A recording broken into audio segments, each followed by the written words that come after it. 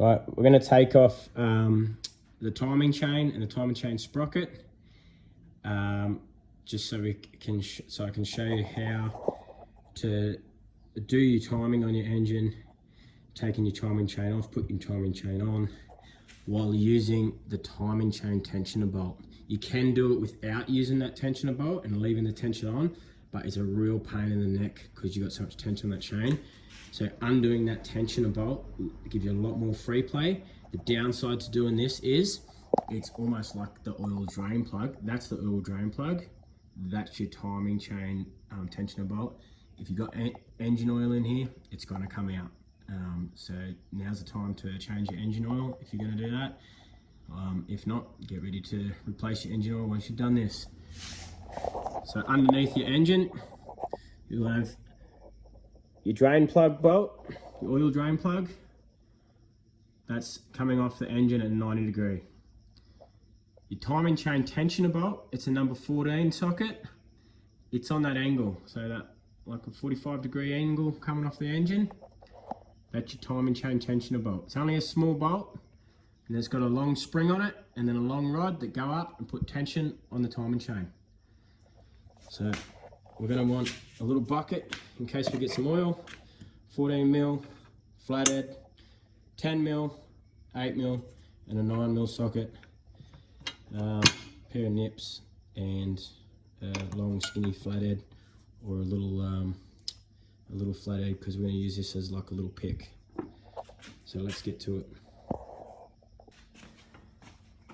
I'm going to undo this cover so we can get to the stator.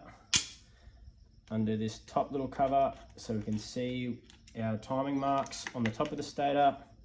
That's 14 mil for your 14 mil socket for when we turn it round. We're going to get a 10 mil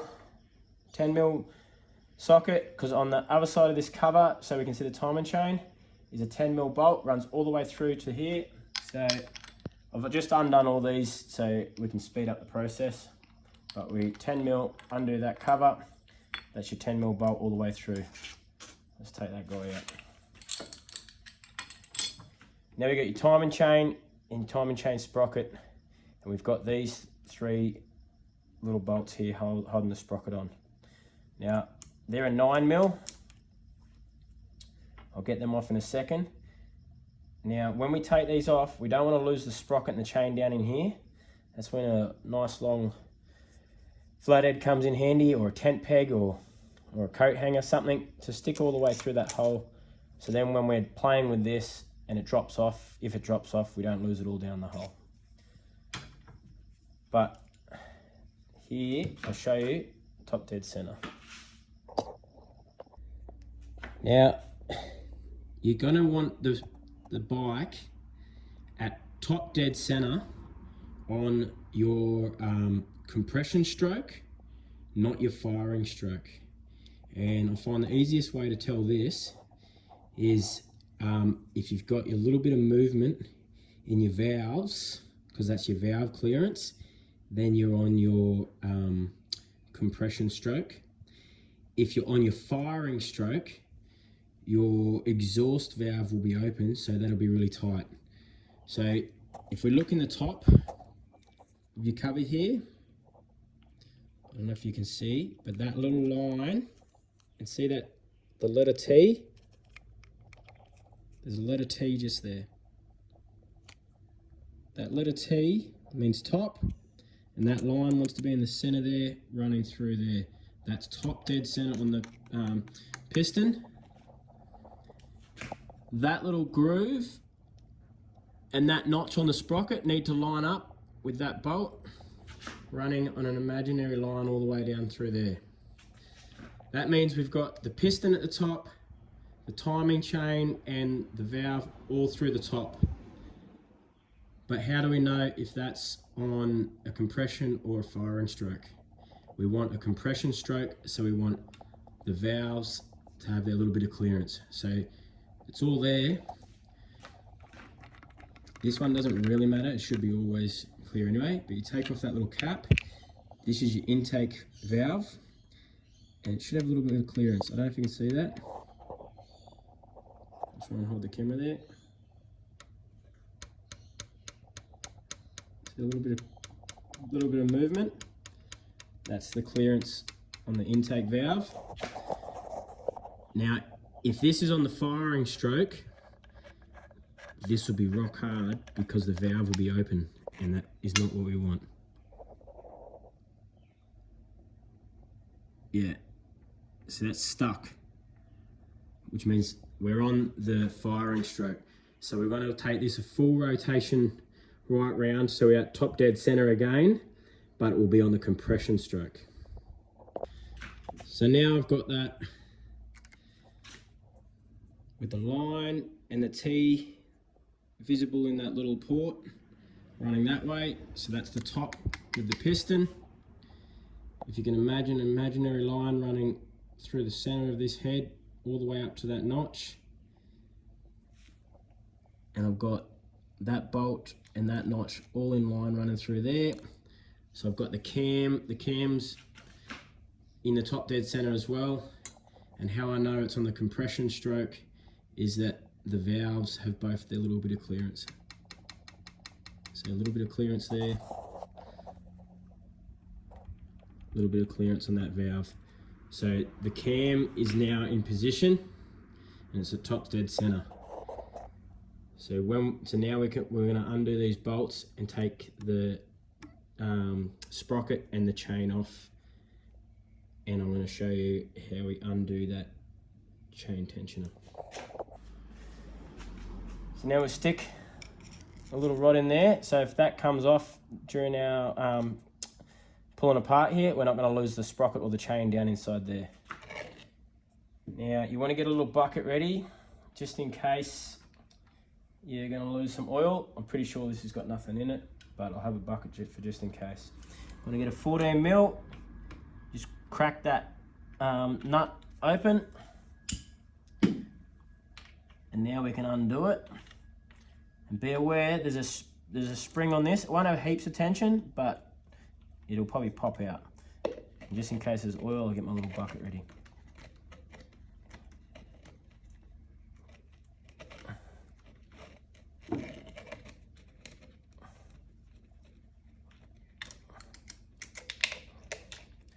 So no oil in there, but that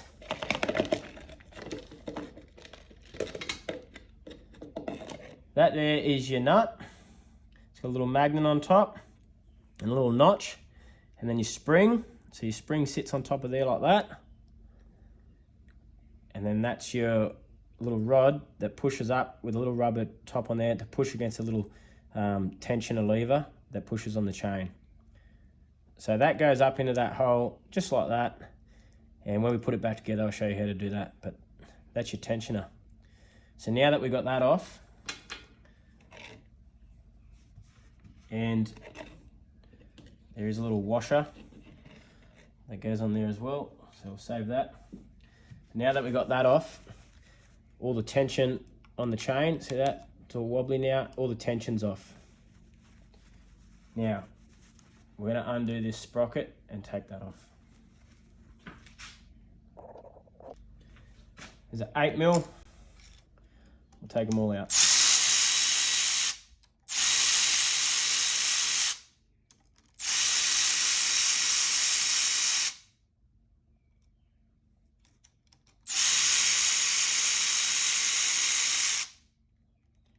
Put them aside. Now your sprocket is just sitting on there, so let's not lose that sprocket. We'll just take it off like that. There you go. So now your chain and your sprocket is off the cam, and it's just all sitting here. Let's be careful not to lose that down the back there. Just going to use a little pick or a little flathead just to take that chain off.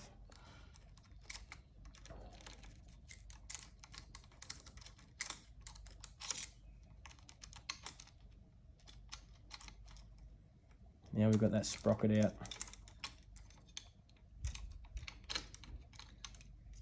Sprocket's out. I'm just going to sit the chain there loosely so I can get this sprocket off. Put that back in so we don't lose the chain. There's your sprocket. And it's going to sit like that with the notch for top dead center and that bolt at the back. And these bolts can only go in one way on the cam. So don't worry about mixing and matching on the cam. They can only go in there, like that. Or if the cam moves, same thing. So now that we've got that off, and we know we set, I'm just going to hold the chain up here. We know that we set the cam at top dead center. So you can only move a little bit. The cam either moves to there or the cam moves to there. That's it. The cam's in position. So when that bolts at the back there, we know that cam's center with the valves for top dead center.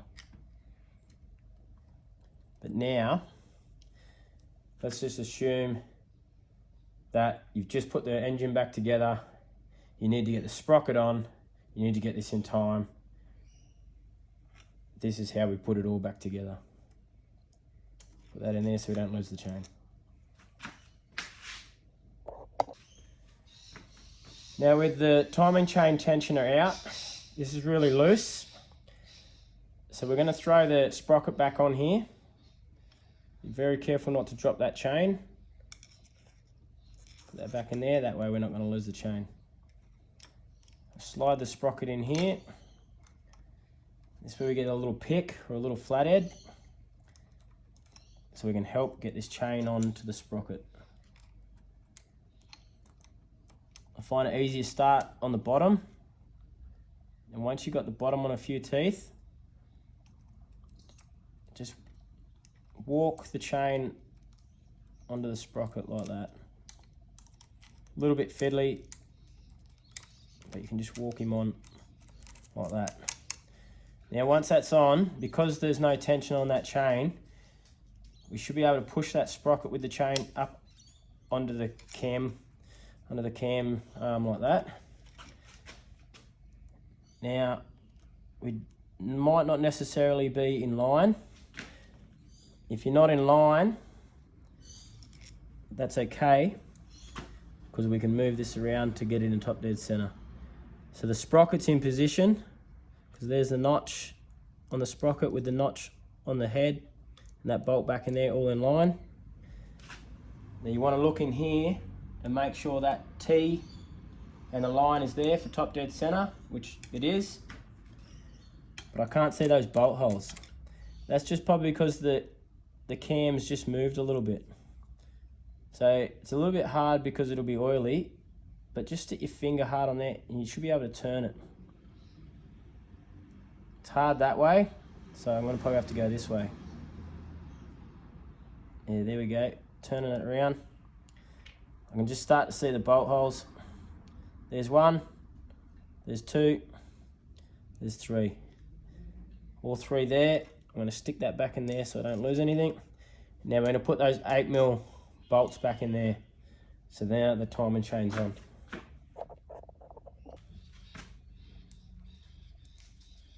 Get these started with my fingers. Now they're all started, we can do them up. And sorry, I said 8mm before, they're 9mm socket.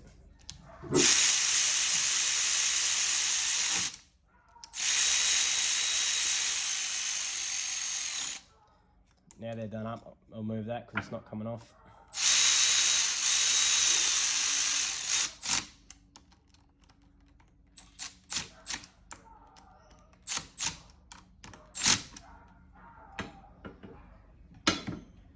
Righto. Now the sprocket's on, chain's on, but the chain's still loose. We want to get the timing all lined up just to be sure before we put the tensioner on.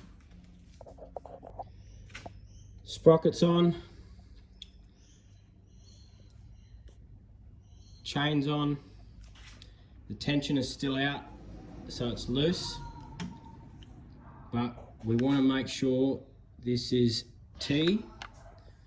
So you can see we still want to move around anti-clockwise just a little bit further because it's sitting a bit high. So if we look down in here, put our 14mm, put our 14mm in there, and just turn slowly anti-clockwise. You can see that line coming with a T. So now that we've turned that until we can see the letter T with the line in the center of that little window port, we know the piston is up top. And we look over here, we've got the cam notch on the sprocket, notch on the head, and that bolt all in that invisible line going through there. So we're top dead center. So now that we got that, we're going to put in that tensioner bolt with the spring, so it keeps tension on that chain. We grab the little rod and grab the spring, grab the bolt, grab the washer. Rod, spring, washer, bolt. The spring goes on the bottom of the rod like that. Slide him up into the hole.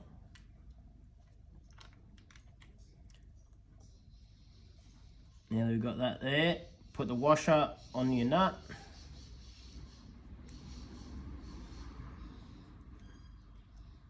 Like so, and then put that little notch, the magnetic notch on that nut in the bottom of that spring. Now you're just going to try and have to hold this spring together and squash it up. Can be a little bit fiddly. I'll try and keep my hands clear so you can see what's going on, but you do whatever's easiest to get that spring squashed up in there. Once you've got that spring squashed up in there, try and just get the threads started by hand so they're not cross-threaded.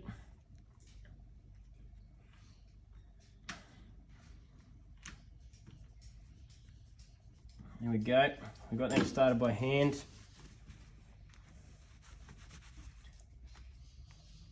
Now I know that's done by hand. Get your 14mm and do that guy completely up. Now it's only aluminium, light gauge aluminium case. Don't want to do it super tight because you'll crack the case or strip the thread. So I just go until it's sort of firm. This is a bit of an overkill weapon, but it's what we're using today. Just go till it's firm and then just a little notch further. That's done. Tension is on. T with the line. Top, notch, and bolt all in line. Tensioner in. Timing chain is on, tight, and top dead center. Now just to confirm everything, stick your 14mm on here on the stator and just go around a few times, making sure your valves are coming up and down and that everything's all in order. So as we're going around, you'll see your intake valve moving up and down. You'll hear the compression coming out the exhaust valve. When the exhaust valve opens, everything still seems to be good. And then you want to just take a look down here just to confirm everything. As we're bringing this notch back around here for top dead, we'll look down here now and I can see the line coming in with the T for top, and yep, I can see it there. So that's confirmed. We're back at top dead center here. We're notch and our bolts are all here. We're back at top dead center. Everything's in time.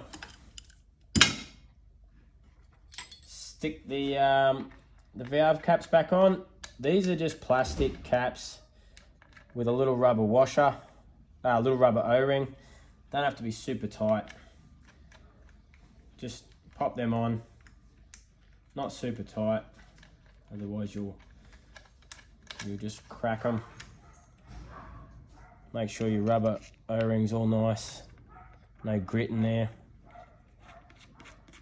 Slide them back on and just nip them up just gently with a shifter. Get your case for your timing chain on. There's a little cardboard little cardboard gasket.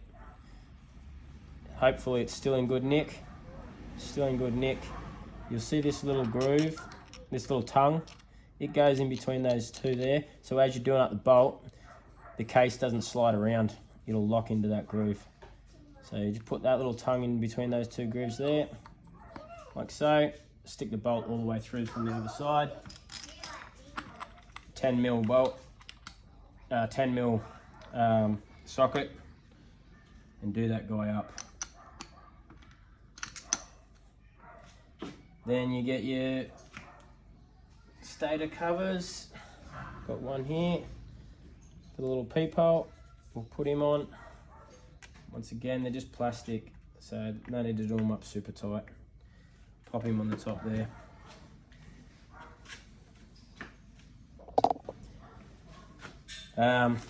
Not thinking while I'm trying to do this, and I've actually put the stator cover on the valve cover. That is for the stator, that is for the valve. But yes, put that on there.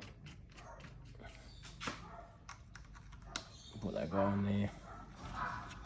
Again, they're just plastic with a rubber O-ring, so no need to be super tight, just so they're snug. Once these guys are on, you can just grab a little shifter. Now they're on finger tight, grab a little shifter, just a quarter turn more. So there you go, it's all in time, it's ready to go.